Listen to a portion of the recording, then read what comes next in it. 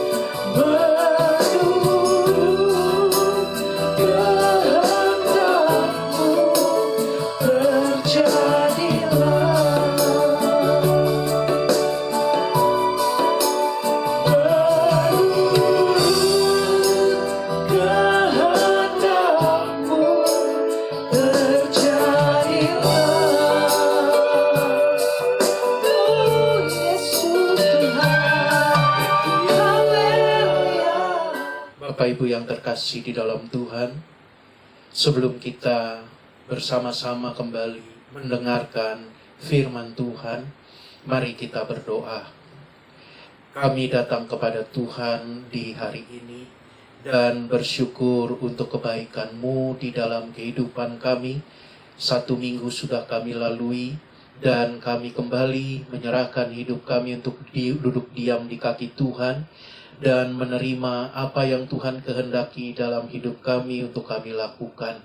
Tuhan berkati kami dan urapi kami untuk kami dapat memahami, melakukan firman-Mu dalam kehidupan kami, dan Tuhan dipermuliakan.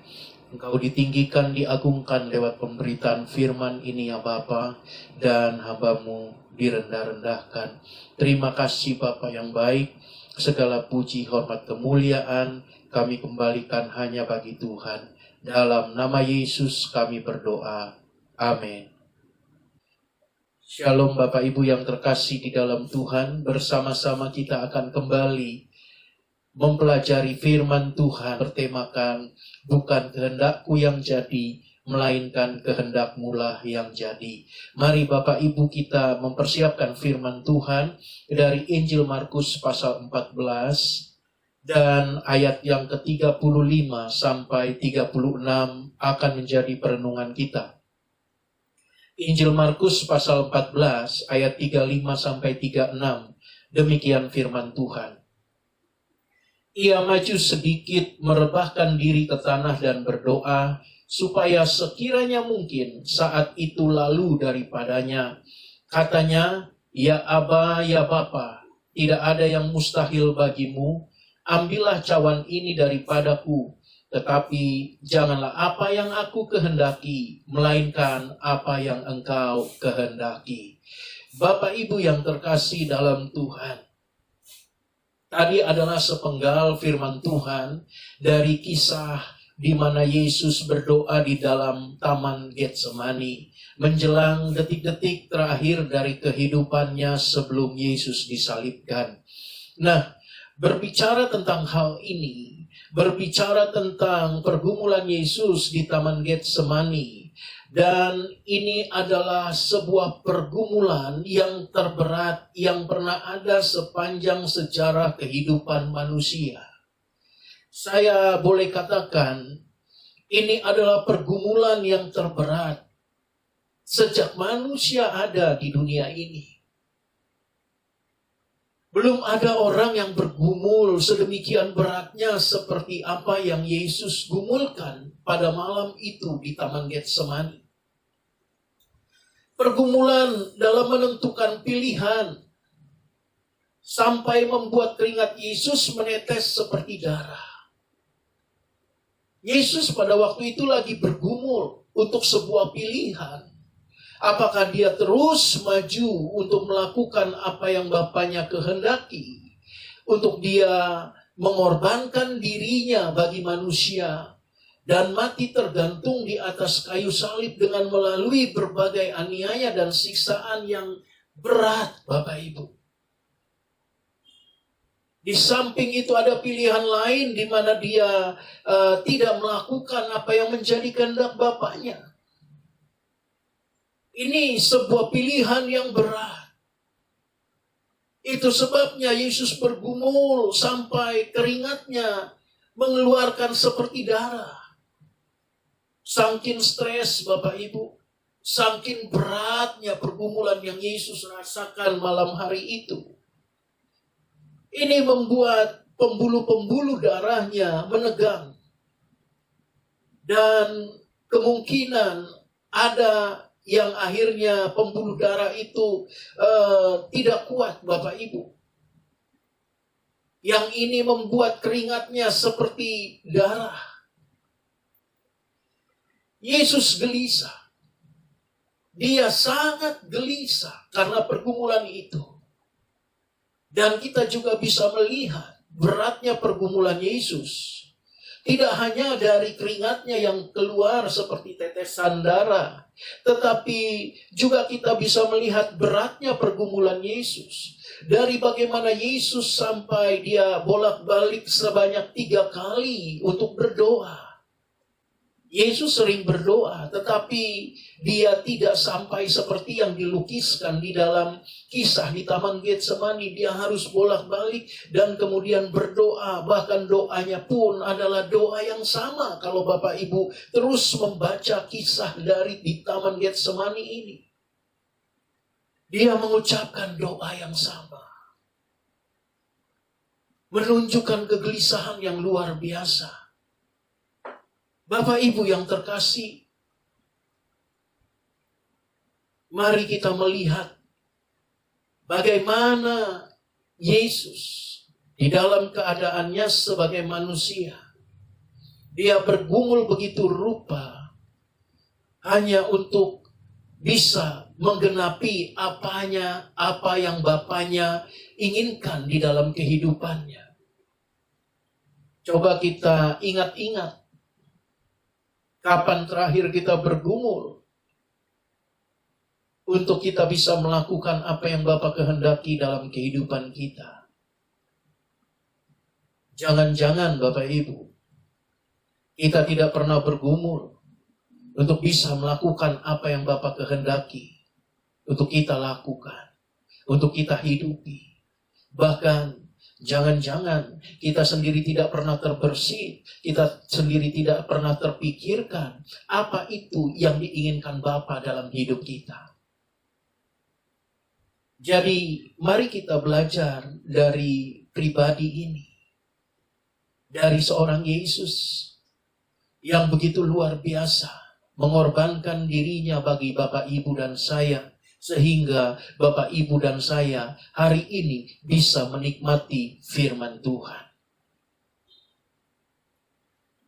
Bapak Ibu yang terkasih, apa yang Yesus katakan di dalam doanya di Taman Getsemani yang menjadi tema kita hari ini, itu merupakan contoh iman yang benar.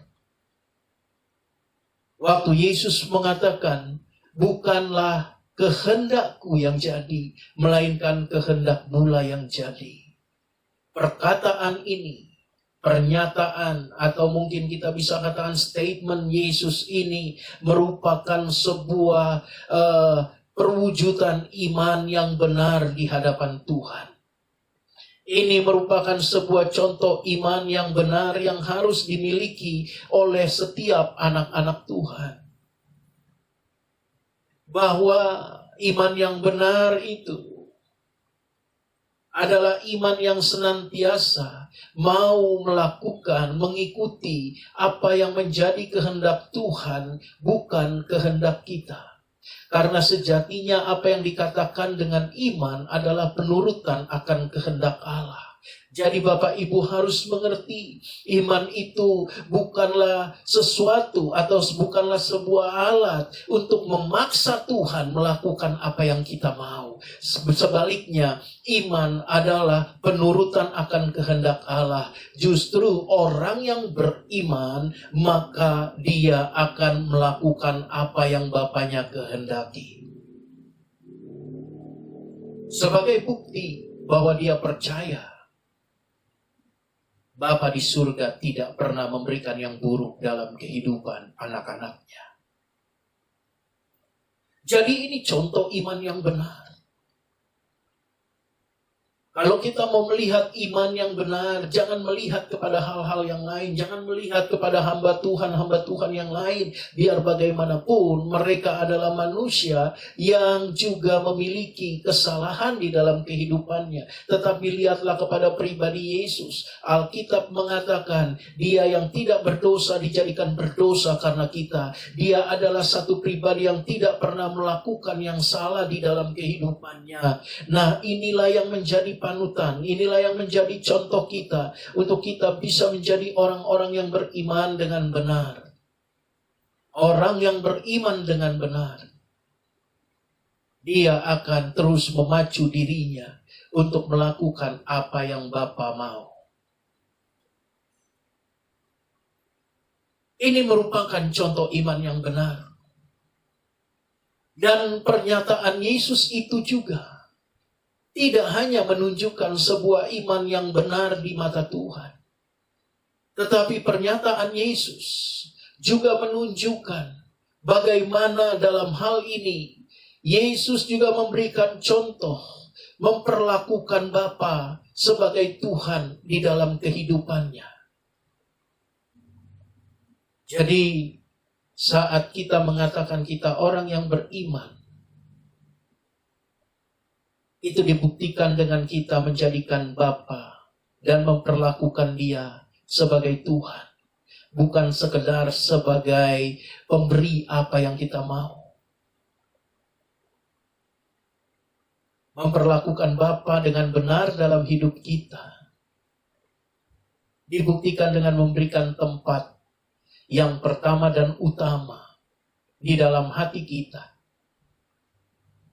lebih daripada yang lain. Dan senantiasa mengutamakan untuk melakukan apa yang Bapa kehendaki.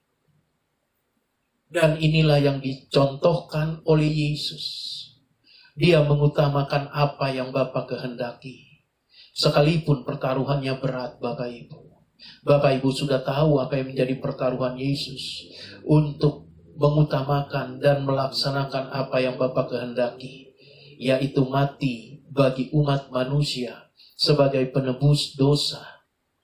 Dan ini harus dilalui dan dilewati dengan hal yang sangat berat sekali sebagai manusia.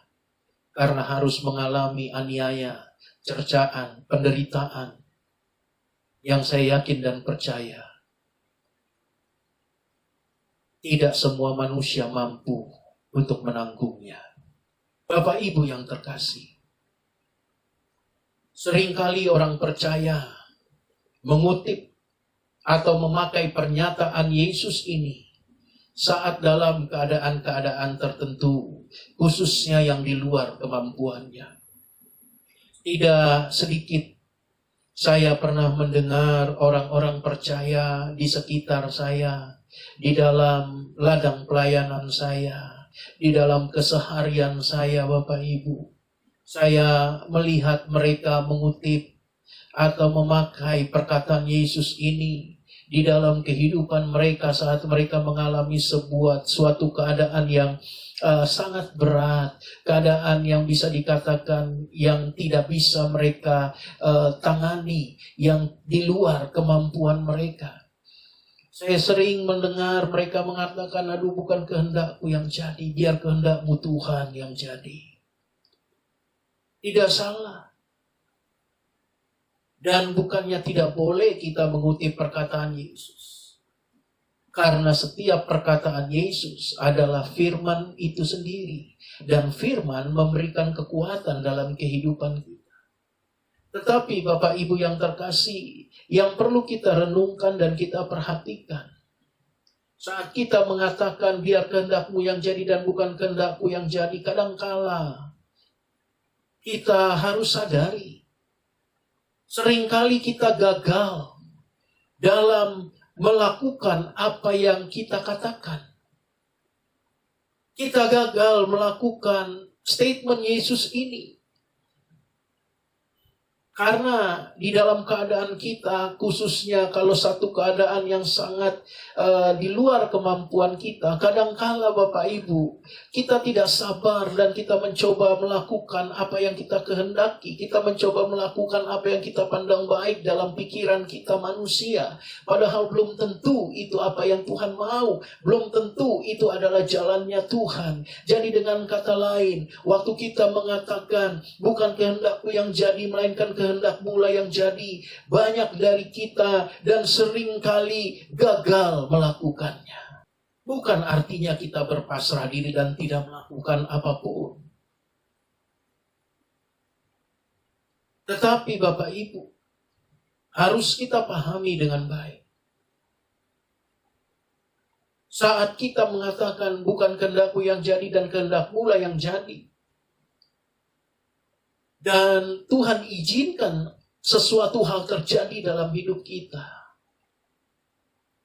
seringkali kita memberikan penilaian sendiri dari kacamata kita manusia. Bahwa apa yang kita jalani, apa yang kita hadapi, kita berpikir itu bukan jalannya Tuhan. Itu bukan apa yang Tuhan kehendaki. Dan kita mencoba untuk keluar dengan kemampuan kita. Atau kita mencoba untuk mengubah apa yang sudah tetap, yang Tuhan sudah tetapkan untuk kita jalani di dalam kehidupan kita. Kalau seperti ini, namanya bukan apa yang Tuhan kehendaki, tetapi apa yang kita kehendaki. Mengutip atau memakai pernyataan Yesus dalam kehidupan kita, harus disadari tidaklah otomatis menyenangkan hati Bapa di surga. Kita boleh mengutip perkataan Yesus ini dalam kehidupan kita, memakainya dalam kehidupan kita. Atau kita boleh mengutip firman-firman Tuhan yang lain di dalam kehidupan kita. Tetapi saya mau sampaikan sebagai seorang hamba Tuhan, bahwa waktu kita mengutip pernyataan Yesus atau firman-firman lain di dalam Alkitab, di dalam kehidupan kita, kita menggunakan dan memakainya di dalam kehidupan kita, itu tidaklah otomatis bahwa kita sudah menyenangkan hati Bapa di surga jika tidak menghidupinya. Jadi kunci atau utamanya bagaimana kita menyenangkan hati Bapa di surga adalah pada saat firman itu kita hidupi. Bukan sekedar kita pakai, bukan sekedar kita ingat-ingat, bukan sekedar kita katakan, tetapi kita hidupi, Bapak Ibu. Jadi tidak mudah. Waktu kita mengatakan bukan kehendakku yang jadi, melainkan kehendakmu lah yang jadi. Tidak mudah. Dan tidak secara otomatis Tuhan tersenyum dari surga dan mengatakan, waduh bagus anakku, engkau mengutip perkataanku. Tidak demikian. Dan kemudian kita dipandang berkenan di mata Bapa. Tidak demikian. Melainkan pada saat setiap firman yang kita terima, setiap firman yang kita kutip dan kita gunakan dalam hidup kita, kita hidup di dalamnya. Baru Tuhan akan merasa senang melihat kita. Dia akan tersenyum melihat kehidupan kita. Dan bahkan mungkin dia akan mengatakan, engkau anakku yang kukasihi, kepadamulah aku berkenan. Jadi di mata Tuhan, menghidupi firman Tuhan adalah hal yang terbaik yang bisa membuat Tuhan tersenyum melihat kita. Jangan menggunakan istilah dikotomi hanya untuk membela kelemahan dan keinginan-keinginan daging kita untuk menyenangkan hati Bapa. Sekali lagi, kita jangan menggunakan istilah dikotomi hanya untuk membela kelemahan dan keinginan-keinginan daging kita. Berbicara hal tentang menyenangkan hati Bapa. Sering kita mengatakan, ya jelaslah saya nggak bisa melakukan hal itu, Pak Pendeta. Saya cuma manusia biasa, sedangkan Yesus adalah Tuhan. Sedangkan Yesus adalah anak Allah. Dia tidak berdosa, jadi dia bisa melakukan seperti yang Alkitab perkatakan, yang seperti Alkitab persaksikan. Saya ini cuma manusia biasa, Pak. Hanya terdiri dari darah dan daging. Saya ini penuh dengan kesalahan. Saya ini lemah dan sebagainya. Saya mau katakan, kita tidak boleh gunakan dikotomi itu. Bapak, Ibu, dan saya harus menyadari bahwa 3,5 tahun dalam kehidupannya di dunia ini, Yesus itu adalah manusia biasa sama seperti kita. Dia bisa tertawa, dia bisa menangis, dia bisa bersedih, dia bisa marah, dia bisa kecewa. Kita bisa melihat banyak kisah-kisah di mana Yesus menangis. Kita melihat Yesus juga marah. Dia pernah marah kepada orang-orang Farisi. Dia pernah marah di bait Allah. Dia juga merasakan lapar dan sebagainya. Semua yang kita alami sebagai mana biasa juga dialami oleh Yesus 3,5 tahun dalam kehidupannya sebagai manusia. Dia manusia biasa. Firman Tuhan katakan dia manusia biasa. Hanya tidak berbuat dosa. Jadi dengan kata lain, kalau Yesus manusia biasa, berarti sama seperti kita. Tidak merupakan hal yang mudah, tidak merupakan hal yang sederhana untuk bisa melakukan apa yang Bapa kehendaki.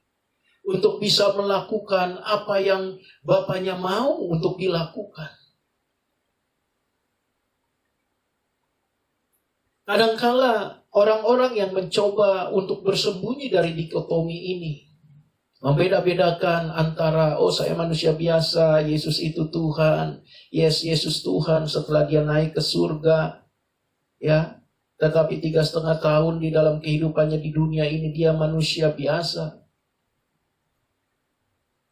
Itu sebabnya Yesus juga mendapatkan julukan sebagai anak manusia. Anak manusia datang untuk menyelamatkan yang hilang. Anak manusia. Karena memang dia diperanakan dari manusia, walaupun memang kisah kelahirannya tidak sama seperti manusia pada umumnya, tetapi dia melewati proses layaknya manusia. Tidak tiba-tiba muncul dan turun dari langit dalam bentuk seperti orang dewasa. Tetapi dia harus mengalami proses kehamilan 9 bulan, kemudian dilahirkan, besar dan sebagainya, dan akhirnya dia berkarya. Jangan gunakan dikotomi ini. Orang yang mencoba menggunakan dikotomi ini, saya mau katakan, bisa dipastikan mereka sebenarnya tidak memiliki keinginan untuk terus maju secara rohani di dalam Tuhan. Mereka tidak memiliki keinginan untuk bertumbuh dan menjadi dewasa secara rohani dan menyenangkan hati Tuhan. Sehingga mencoba mencari-cari alasan bahwa kita ini manusia biasa dan sebagainya. Jadi Bapak Ibu yang terkasih, tidak ada sebuah alasan bagi kita sebenarnya untuk tidak melakukan apa yang Bapa kehendaki. Tuhan berikan kekuatan bagi setiap kita. Tuhan berikan tools-nya. Tuhan berikan penolong bagi kita. Ada firman Allah yang bisa sering kita baca, kita renungkan sebagai kekuatan dalam kehidupan kita. Untuk kita mengerti kehendak Allah dan melangkah bersama dengan Tuhan di dalam kehidupan kita.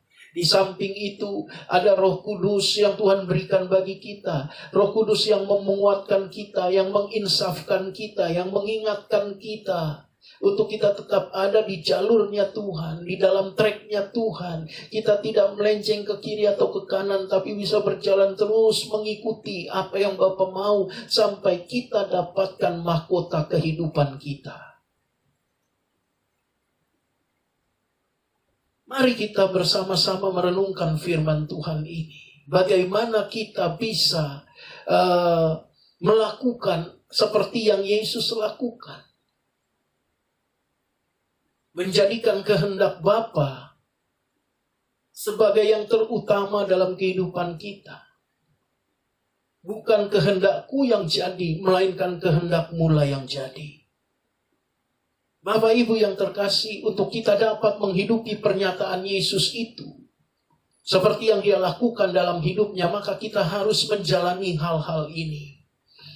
Nah, Bapak Ibu yang terkasih, kita harus mampu melakukan hal-hal ini, sehingga waktu kita mengatakan bukan kehendakku yang jadi, melainkan kehendak-Mu lah yang terjadi, kita sungguh-sungguh dapat menghidupinya dalam kehidupan kita. Kalau sesuatu Tuhan izinkan terjadi, kita memandangnya itulah yang Tuhan kehendaki, dan kita harus bersukacita menjalaninya.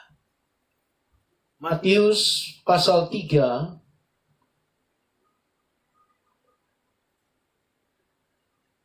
ayat 14 dan 15.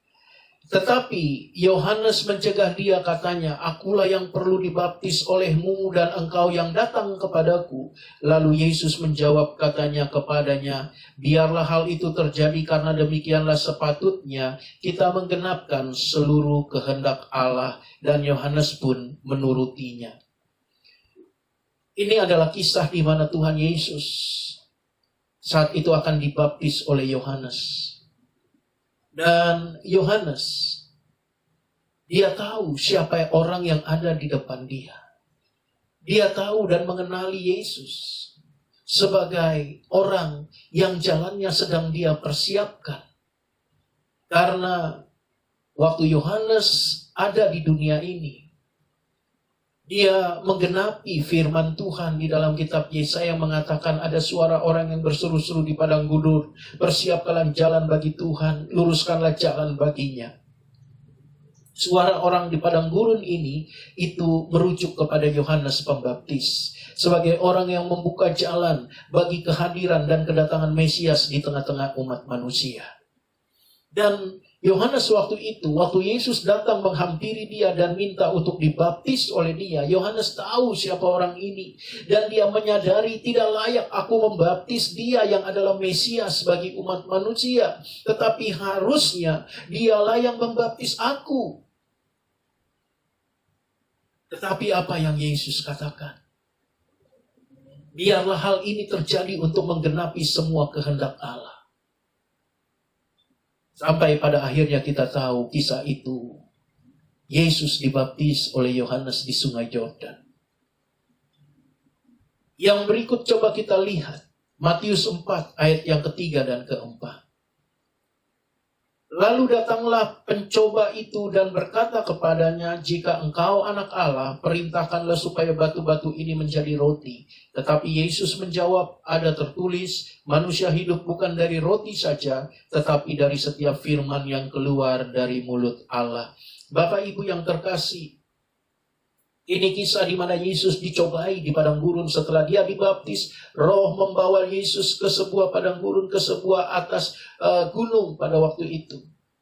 Dia dibawa ke sana dan 40 hari Yesus ada di gunung itu. Dia berpuasa. Iblis tahu waktu itu Yesus berpuasa dan merasa lapar. Sehingga iblis datang mencobai Yesus dan mengatakan untuk mengubah batu-batu yang ada di sekitarnya menjadi roti.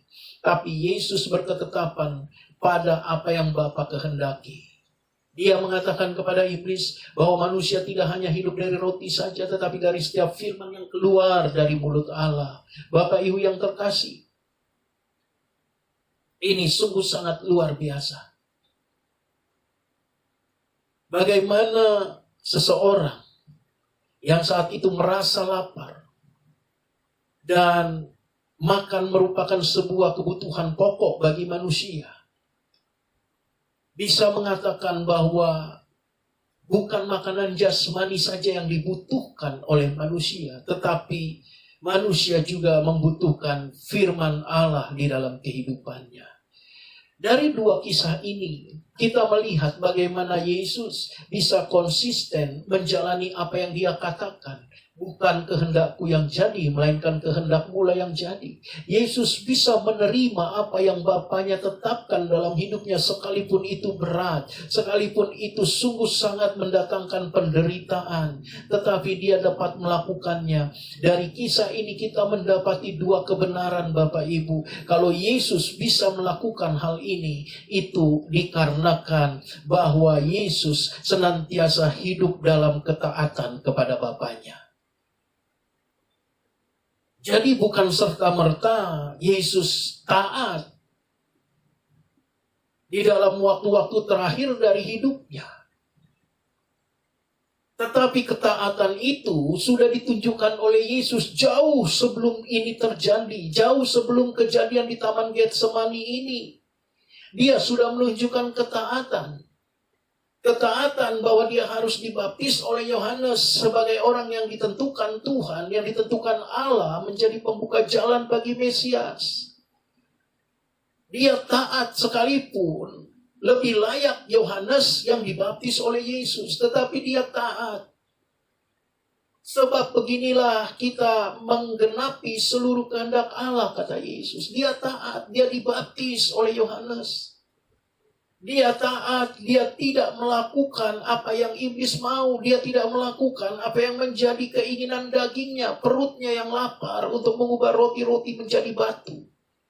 Dia tetap berketetapan firman Allah merupakan hal yang penting di dalam kehidupan manusia. Jadi ketaatan sudah ditunjukkan oleh Yesus. Kita harus melatih hidup untuk taat kepadanya setiap hari. Kalau kita mau, kita bisa konsisten menghidupi perkataan Yesus ini. Dan melihat bahwa begitu baik semua rancangan Tuhan dalam kehidupan kita. Maka kita harus belajar untuk taat. dari hal-hal yang ada di dalam kehidupan kita, terutama dari hal yang paling kecil. Kita harus taat dari sejak kita terima Yesus dan mengenal Yesus sebagai Tuhan dalam kehidupan kita. Kalau untuk hal-hal yang lain saja kita tidak bisa taat, bagaimana kita bisa membiarkan kehendaknya yang terjadi dalam hidup kita? Ini tidak mungkin, Bapak Ibu. Tidak mungkin kita membiarkan kehendak Tuhan terjadi dalam hidup kita kalau kita tidak belajar taat seperti Yesus taat. Itu sebabnya di awal tadi saya katakan banyak orang yang gagal menghidupi pernyataan Yesus ini. Mereka tidak mengerti untuk bisa hidup di dalam pernyataan Yesus di Taman Getsemani ini. Harus hidup di dalam ketaatan yang sungguh. Memiliki ketaatan yang tinggi di hadapan Tuhan. Dan itu dilatih sejak kita ada di dalam dunia ini. Itu harus dilatih sejak kita mengenal Tuhan, menerima Dia sebagai Tuhan dan Juru Selamat dalam hidup kita. Kita harus latih untuk melakukan apa yang Tuhan kehendaki. Waktu kita melatih diri kita senantiasa hidup dalam kehendak Tuhan, maka kita akan sangat mudah membiarkan kehendak Tuhan itu terjadi dalam hidup kita. Seorang binaragawan tidak akan merasa terlalu kesulitan saat dia diperhadapkan untuk mengangkat beban-beban yang berat. Dia tidak akan terlalu merasa susah untuk mengangkat sebuah barbel yang berat atau sebuah karung yang berat. Karena dia sudah berlatih setiap hari mengangkat beban-beban yang berat. Tapi bagaimana dengan kita? Kita yang mungkin bukan seorang binaragawan dan juga mungkin kita tidak berhadapan senantiasa dengan hal-hal atau beban-beban yang berat, barang-barang yang berat. Waktu kita diperhadapkan untuk mengangkat sesuatu yang berat, mungkin bagi kita itu merupakan sebuah kesulitan. Kita akan sangat sulit mengangkatnya karena otot kita belum terlatih. Tetapi seorang binaragawan tidak demikian. Begitupun dengan anak Tuhan. Waktu sesuatu diizinkan Tuhan terjadi dalam hidup kita, kita akan sangat berat menerimanya. Sehingga seperti yang di awal saya katakan, seringkali kita menganggap ini bukan kehendak Tuhan, ini bukan jawaban Tuhan, ini bukan apa yang Tuhan tetapkan untuk saya jalani. Padahal kita tidak pernah tahu memang itu yang Tuhan tetapkan. Kita akan sangat berat karena kita tidak pernah berlatih untuk taat sejak kita kenal Tuhan. Kita senantiasa mengabaikan untuk melakukan apa yang Bapa kehendaki. Kalau engkau tidak taat dalam hidupmu, melakukan firman Tuhan dari hal-hal yang terkecil, engkau tidak akan pernah bisa untuk membiarkan pernyataan ini terjadi dalam hidupmu. Bukan kehendakku yang jadi, melainkan kehendakmu lah yang jadi. Tidak akan mungkin. Untuk hidup dalam ketaatan dengan benar, maka kita harus rela untuk mematikan keinginan-keinginan daging kita. Tidak mudah menjadi taat. Tidak mudah untuk menjadi orang yang taat. Karena daging kita cenderung untuk membawa kita melakukan apa yang tidak Tuhan inginkan. Keinginan daging kita pasti berlawanan dengan hukum-hukum Tuhan. Kita lihat di dalam Roma 8 ayat yang ke-7. Saya akan membacakannya bagi Bapak Ibu sekalian. Roma 8 ayat yang ke-7, demikian firman Tuhan. Sebab keinginan daging adalah perseteruan terhadap Allah. Karena ia tidak takluk kepada hukum Allah, hal ini memang tidak mungkin baginya. Perhatikan. Keinginan daging itu akan selalu membuat permusuhan dengan Tuhan. Karena daging tidak akan pernah bisa tunduk, tidak akan pernah bisa takluk kepada ketetapan Tuhan, aturan Tuhan, kehendak Tuhan, hukum Tuhan. Bahkan firman Tuhan menegaskan karena memang itu tidak mungkin baginya. Tidak mungkin bagi daging untuk tunduk kepada hukum-hukum Tuhan. Jadi kalau kita mau hidup taat, melakukan apa yang Tuhan mau, kita harus rela menyalipkan kedagingan kita. Kita harus rela mematikan keinginan daging kita.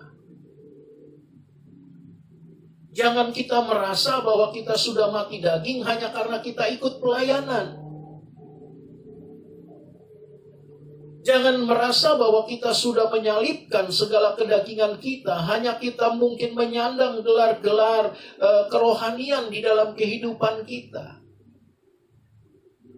Tidak, Bapak Ibu. Menyalipkan keinginan daging kita, itu bisa dibuktikan dengan kerelaan sepenuh hati untuk melakukan apa yang Bapa mau. Melakukan firman Tuhan. Itu sebabnya gak bisa kita katakan kita melakukan firman Tuhan, ya, hanya dari 1-2 perbuatan yang baik. Kenapa demikian? Karena berbicara tentang aturan secara moral umum, memang di dalam kehidupan umat manusia ini diajarkan untuk senantiasa juga melakukan apa yang baik. Tetapi itu tidak berbicara atau tidak bisa disandingkan, disamakan dengan melakukan firman Tuhan. Karena berbicara melakukan firman Tuhan, itu kita harus membayar lebih dari sekedar perbuatan baik. Sebagai contoh, ditampar pipi kanan, berikan pipi kiri. Kalau dalam perbuatan moral manusia, mungkin hanya berkata ditampar pipi kanan, udah gak usah balas. Tapi firman Tuhan berbicara lain, kita harus berbuat lebih. Kalau kita diminta jubah kita, berikan juga baju kita. Kita diminta berjalan sejauh 3 mil, berjalan dengan dia sejauh 10 mil. Jadi Bapak Ibu yang terkasih, standar melakukan firman Tuhan itu di atas dari standar moral umum manusia. Moral-moral yang baik. Itu di atas. Jadi kita harus matikan keinginan daging untuk kita bisa hidup taat. Saat kita bisa hidup berlaku taat kepada firman Tuhan, maka kita bisa menggenapi perkataan Yesus di Taman Getsemani ini. Yang berikutnya, yang kedua, mari kita lihat Matius pasal 26, Bapak Ibu. Matius pasal 26 ayat 44 yang juga menjadi renungan kita pada hari ini. Matius 26 ayat yang ke-44, demikian firman Tuhan.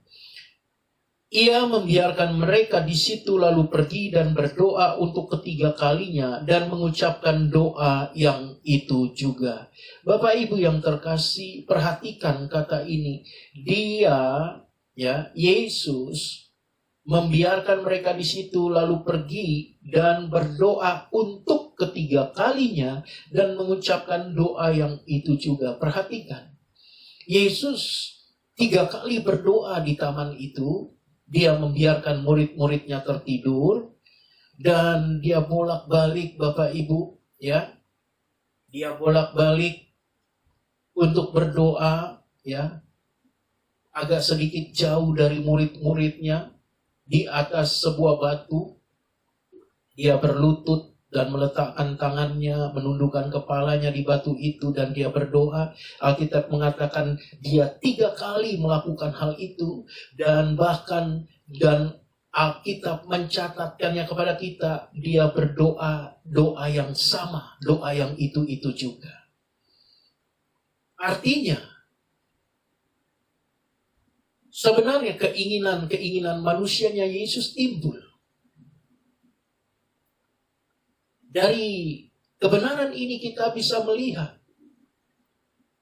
ya bahwa keinginan manusia Yesus sebenarnya timbul untuk tidak menjalani apa yang seharusnya Yesus jalani, yang sudah ditetapkan Bapa di dalam hidupnya. Dengan kata lain, sebenarnya kalau boleh, saya nggak melakukan ini. Saya nggak perlu disalib. Ya, mungkin Yesus sudah membayangkan kengerian yang luar biasa. Kalau dia sampai di kayu salib nanti, dia sudah membayangkan apa yang harus dia jalani. Dan kemanusiaan Yesus mungkin saat itu menolak, tidak mau, mulai muncul. Tetapi perhatikan, dia berdoa sebanyak 3 kali dan doa yang itu juga. Dengan kata lain, Bapak Ibu, Yesus menyerahkan ini semua kepada Bapanya. Dia menyerahkan ini semua menjadi keputusan Bapanya. Jadi yang kedua, untuk kita bisa menghidupi pernyataan Yesus, bukan kehendakku yang jadi, melainkan kehendakmu lah yang jadi. Hal yang kedua yang harus kita jalani adalah menyadari otoritas dan kedaulatan Tuhan di atas kehendak manusia. Kita harus sadari otoritas dan kedaulatan Tuhan itu di atas kehendak manusia. Bahwa kadangkala kita menghendaki sesuatu, tapi kalau otoritas Tuhan dan kedaulatan Tuhan mengatakan tidak, maka itu tidak akan terjadi di dalam hidup kita. Dan kita harus sadari ini. Kalau kita tidak mengakui bahwa otoritas dan kedaulatan Tuhan di atas kehendak manusia, pernyataan Yesus pada waktu dia di Taman Getsemani ini hanyalah sebuah cerita biasa, pelengkap saja di dalam cerita Yesus yang tidak perlu kita hidupi. Jadi Bapak Ibu, kita harus sadari bahwa otoritas dan kedaulatan Tuhan di atas kehendak kita. Ya, kita boleh merancang. Kita boleh punya keinginan. Kita boleh memiliki kerinduan-kerinduan. Tetapi keputusan ada di tangan Tuhan. Tuhan yang menentukan itu bisa terjadi atau tidak. Dan kita harus sadari, keputusan Tuhan itu jauh melebihi kehendak kita manusia. Keputusan yang terbaik saat menghadapi keadaan tertentu, khususnya yang di luar kemampuan kita, adalah percaya bahwa Tuhan berdaulat atas hidup anak-anaknya. Ini sebuah keputusan yang terbaik. Dan kedaulatannya adalah yang terbaik. Waktu kita menghadapi satu keadaan yang kita sendiri sudah tidak mampu menanggungnya, dengan kata lain di luar kemampuan kita sebagai manusia, maka keputusan yang terbaik adalah bahwa kita harus percaya kedaulatan Tuhan itu di atas hidup anak-anaknya. Dan kedaulatannya pasti yang terbaik. Jadi ini merupakan sebuah penghiburan awal sebelum kita masuk di dalam apa yang Tuhan kehendaki. Keyakinan, kepercayaan bahwa kedaulatan Tuhan yang terbaik bagi kita dan kedaulatan Tuhan adalah di atas segala apa yang menjadi kehendak kita. Ini sudah merupakan sebuah penghiburan awal untuk kita kuat menjalani apa yang Tuhan izinkan dan apa yang Tuhan biarkan untuk kita hidupi dan kita jalani dalam kehidupan kita. Kalau kita percaya, maka kepercayaan kita kepada kedaulatan Tuhan akan Tuhan teguhkan dengan menyatakan pertolongan demi pertolongan yang terjadi dalam kehidupan kita. Di sini baru kita bisa melihat, sungguh luar biasa, Tuhan tidak pernah mengecewakan Bapak, Ibu, dan saya. Jadi, ambil keputusan ini.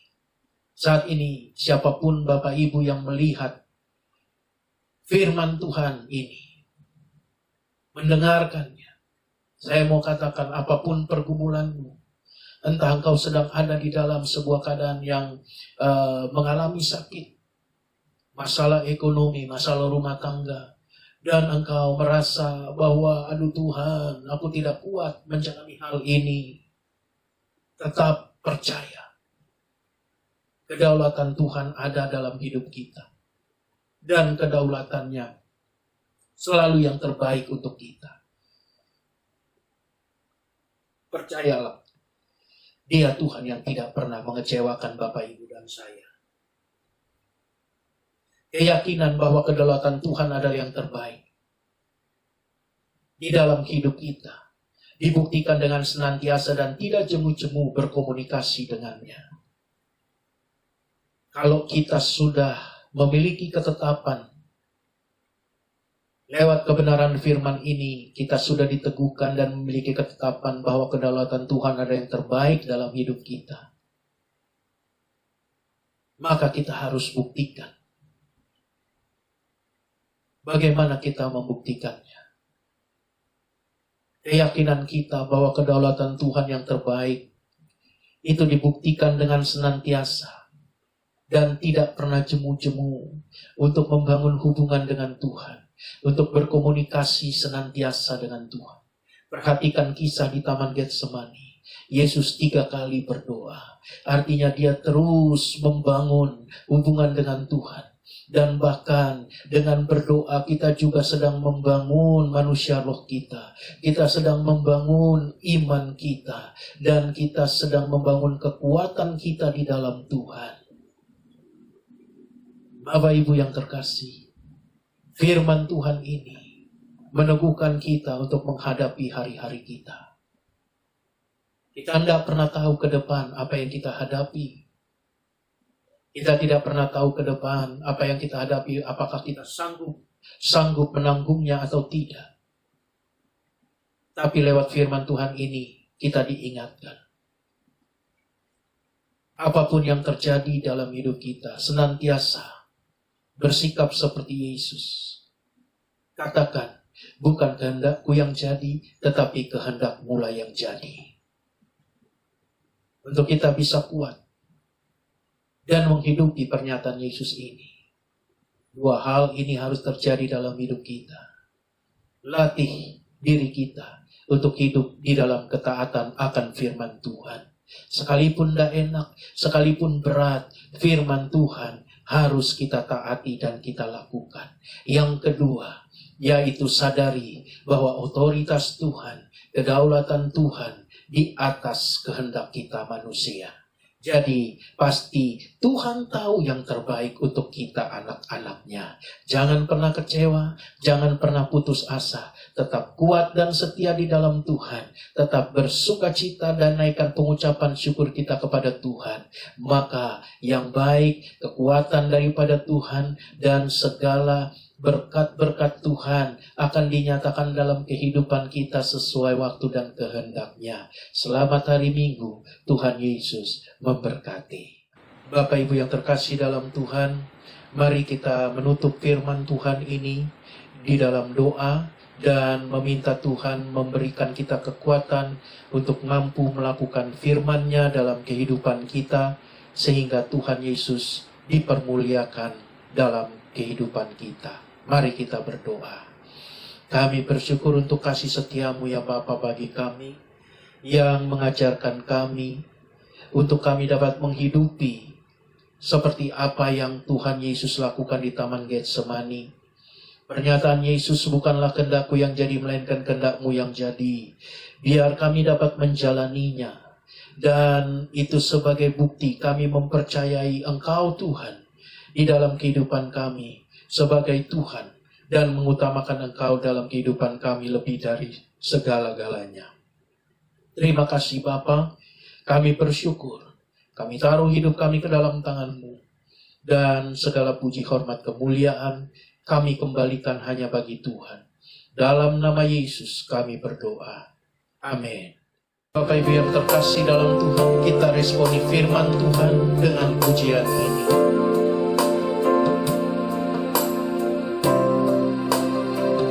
Ku sadar tak semua dapat aku miliki di dalam hidupku, hatiku percaya rancangan-Mu bagiku adalah yang terbaik. Walau ku tak dapat melihat semua rencana-Mu Tuhan, namun hatiku tetap memandang padamu. Kau tuntun langkahku. Walau ku tak dapat berharap atas kenyataan hidupku, namun hatiku tetap memandang padamu. Kau ada untukku.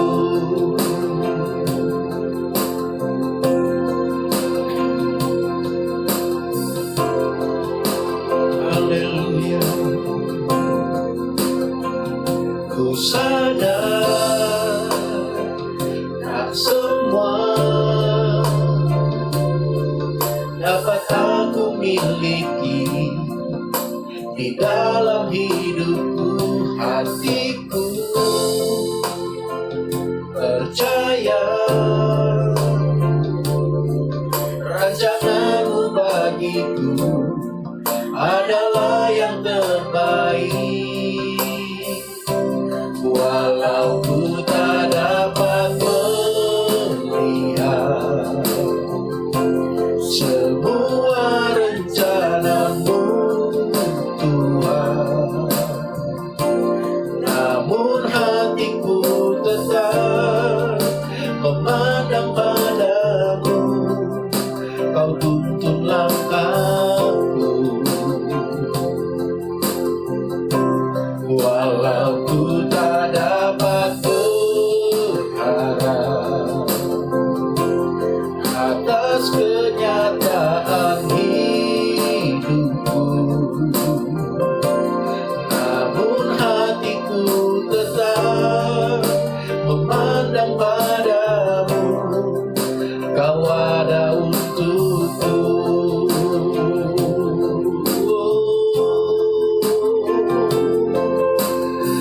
Kau ada untukku. Kau selalu sertaku Tuhan. Haleluya.